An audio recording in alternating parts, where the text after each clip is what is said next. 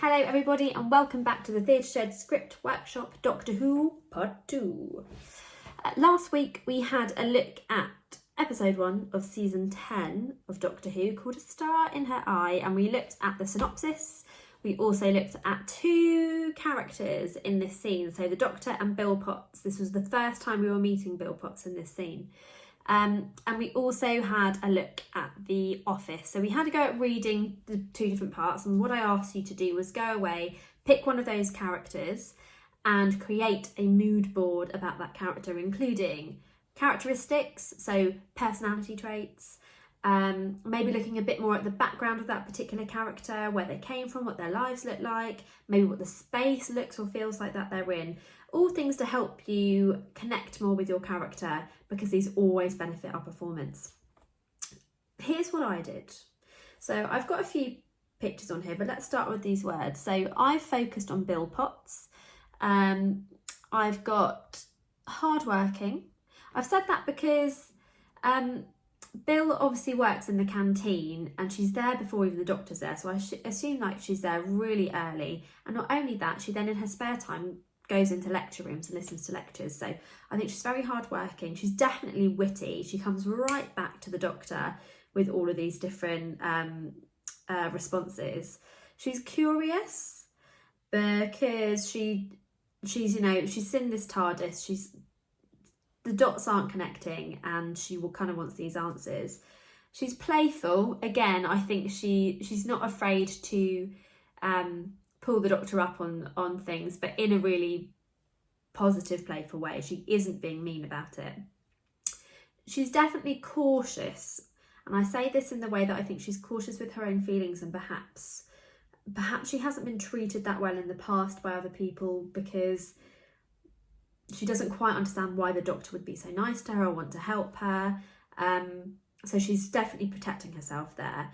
And then I've written that she's lovable, because we definitely, even just after this first scene, really like Bill and want to get to know her more. So I'm going to make sure she comes across quite playful. I've kept the picture of the office in there that I showed you last week. I've also put in a canteen, which I think could look like the canteen in the university. This down here in the bottom left is a picture of what I think the university might look like. Based on The Office, I think it would be very grand and big and beautiful, maybe oldie-weldy. Put a picture of the TARDIS in there, didn't I? Had to do that. She's seen it at the end of the day, and that's what she's quizzing him about at the top of the scene. And then in the top right-hand corner, this is a little bedsit. So a bedsit is like an apartment that's all in one room. So your bed, your kitchen, everything's in one space. And this is the sort of place I think Bill might live. I think she's a very modest person. She's obviously very hardworking, very independent is the idea that I get. And I think that's probably the sort of space that she lives. It's small, it's modest, but it's hers, and it's tidy. I think she'd be quite tidy. Okay, but you might have come up with something really different, and that's totally cool. And you don't have to do this the way that I did it. So as I mentioned last week, you could do it in a PowerPoint, or you could do it by drawing or collage, or making a little collage of pictures on your phone. Maybe you're more inspired by sound and you wanted to think about sounds that would be in the university or the canteen or things like that. So let's have another read through of the script. So we're going to go from the top of page 4. So remember where we are. We're in the office. It's first thing in the morning, and Bill is quizzing the Doctor about the TARDIS. Then how did you get it in here? The door's too small and so are the windows. Bill smiles pleasantly. Just waiting for the explanation. She's landed a hit. I had the window and part of the wall taken out, and it was lifted in. With a crane? Yes, with a crane. It's heavier than it looks. Why do you come to my lectures? Because I like them. Everybody likes them, they're amazing. Why me? Why you what? Well, there's plenty of people who go to your lectures who aren't supposed to. Why pick on me? The Doctor, slightly blindsided by that question, he glances briefly at the photo of his granddaughter on the desk. I noticed you. Yeah, but why? Normally when people don't understand something, they frown. You smile. Tell you what I don't understand. You've been lecturing here for a long time, 50 years, some people say. Nabila in the office says over 70.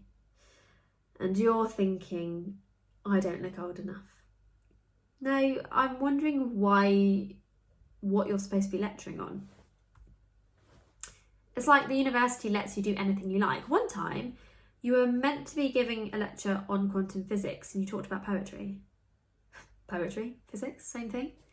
How is it the same? Because of the rhymes. What are you doing at this university? I always wanted to come here.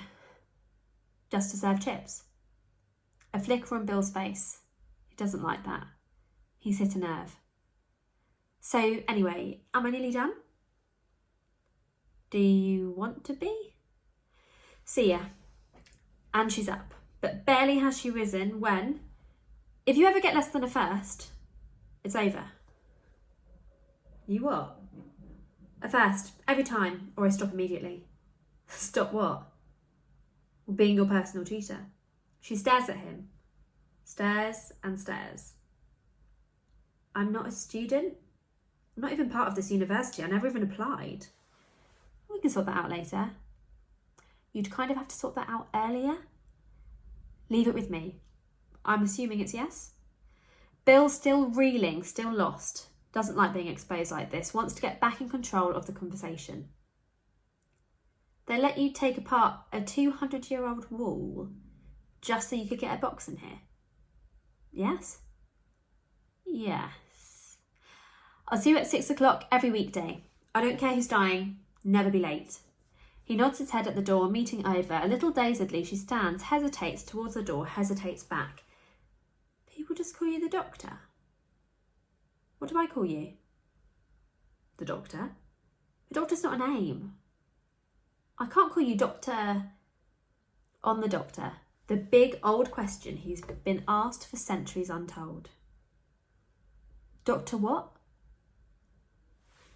Lovely, well done. Okay, so hopefully you were able to start shaping that. It's a really long scene, so you might want to just narrow it down to the first page and focus on that when trying to solidify those things you've come up with for personality and location and background. So the next thing we're going to do is look at something called the emotional journey.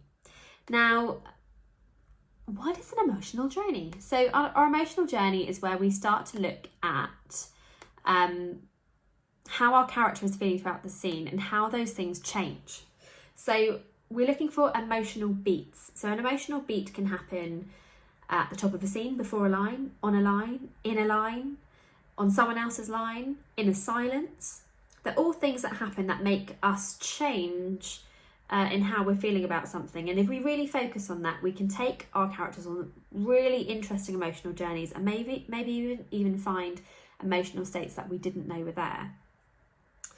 So it's all part of strengthening our performance and how we come across on the screen. Okay, so I've tried to split the screen here. It might be quite small for you. So you might, if you've got a printed out copy of your script, want to have a look at that. So if we go to the top of this scene, I'm going to do this obviously from Bill's perspective, but you can do the similar thing from the doctor's. So Bill is like in full interrogation mode. She wants to know the answers to why the TARDIS is in the university. So I'm going to say she's feeling curious at the top of the scene. Before the lines have even started, she's really curious. Then how did you get it in here? The door's too small, and so are the windows. Now we've got a stage direction here that says Bill smiles pleasantly, just waiting for an explanation. So I'm going to write the word please, because she's feeling pleased with herself. Perhaps she feels like she might have won something over on the doctor. The doctor responds with, I had the window and part of the wall taken out and it was lifted in. Bam! He's given an answer. But she's not sure and she is not convinced and asks with a crane. So I'm going to say that she's feeling challenged here. But perhaps, she's feeling challenged, but she enjoys that. Yes, with a crane. It's heavier than it looks. Why do you come to my lectures?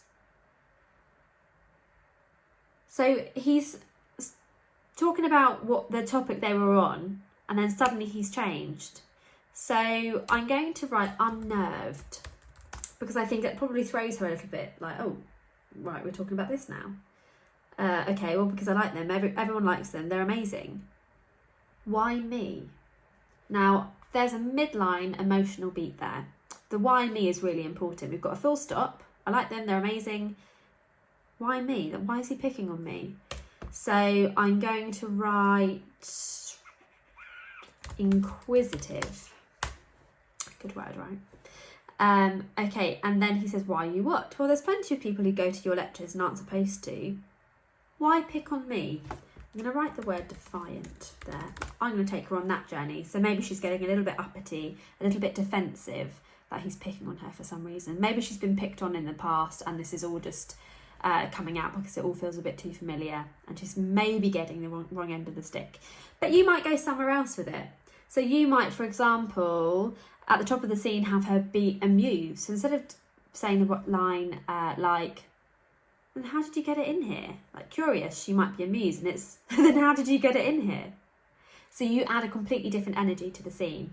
So what I would like you to do is carry on through the scene, focusing on whatever character it is you've chosen, and come up with their emotional journey. So what we're doing here is trying to pick one key word. So not a sentence. If we're saying a sentence, go, okay, well, what actually is that emotion? What is that feeling? Pick the word and write it down, if you've printed it out, along the left-hand side of your script where those beats come in. Okay, do it in pencil so you can rub it out and change it if you decide that that part of your emotional journey isn't that interesting, or you want to take it in a different way. Again, please do send in a self-tape for some feedback. You can send it to alice@thetheatreshed.co.uk, or you can text it to the Shed number via WhatsApp. That would be the best way to get it to us if you've recorded it on your phone. Again, you can use WeTransfer if it's on a computer and you want to transfer it that way. It's a really easy and free and safe to use. Please do comment below, like and subscribe to the Theatre Shed YouTube channel. And if there are any scripts that you would really want to work on, please let us know. We've got plenty more weeks of community script workshops to come. Thank you very much, guys. Have a great week. Bye.